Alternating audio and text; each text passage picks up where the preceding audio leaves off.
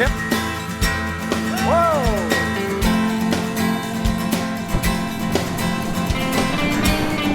Here he comes. Yeah.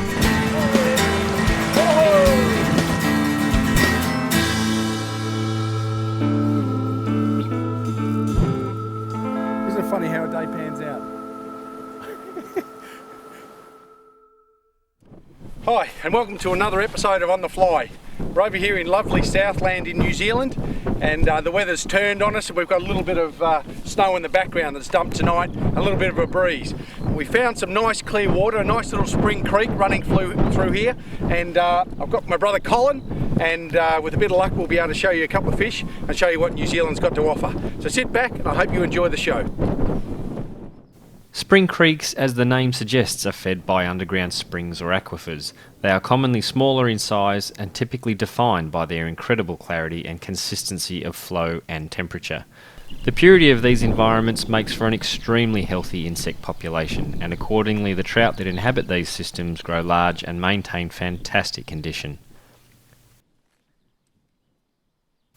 These fisheries are a saviour for anglers experiencing poor weather, as they remain largely unaffected by runoff and snowmelt that can render catchment rivers and streams unfishable. It is for these reasons that spring creeks are closely guarded secrets and often require local knowledge to find. However, the effort is well worth it, as these often short stretches of water that rise from and vanish back into the ground or out into larger systems are a unique experience.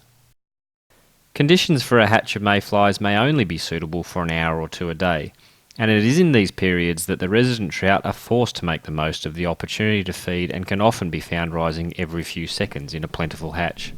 A large trout has to consume an enormous number of these tiny insects in order to maintain their size and condition, let alone grow.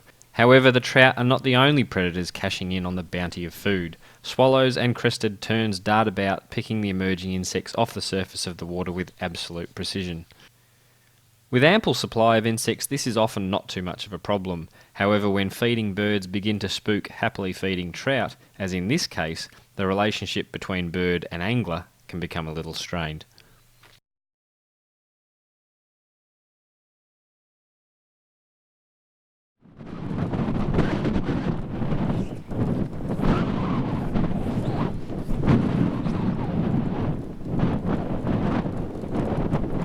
We quite often talk about rod weights, and it comes like in a place like New Zealand where you do have to fight against the wind, and with really big fish we tend to use something which has got a 6 weight, and that has enough punch to throw into the wind and turn good fish when you get them. At the moment I've got a stalker air in a 6 weight, which is quite a fast action, ideal for these sort of areas.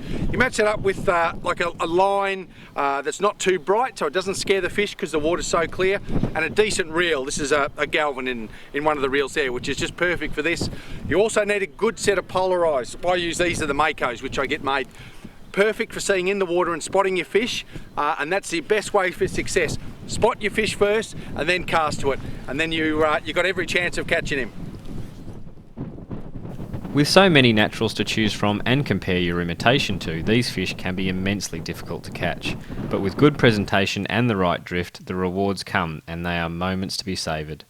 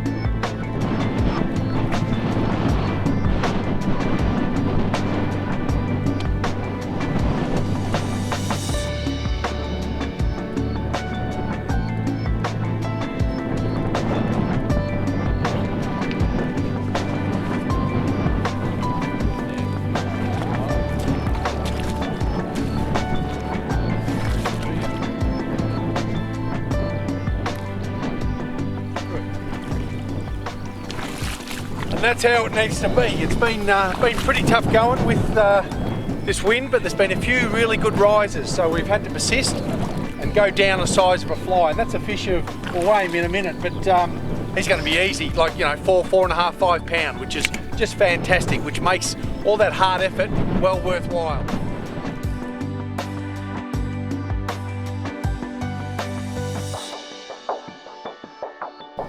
There you go.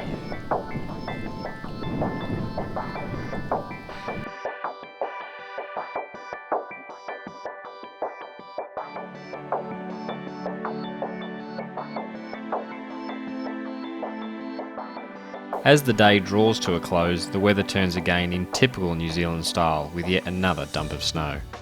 Look at that. Yeah. Absolutely freezing. Well, there you go. We thought it was about time to pack it in. It's about 5:30. When she started snowing like that, yeah, we thought it was time to perhaps drive home. And yeah, Cocktail bar's open. I'm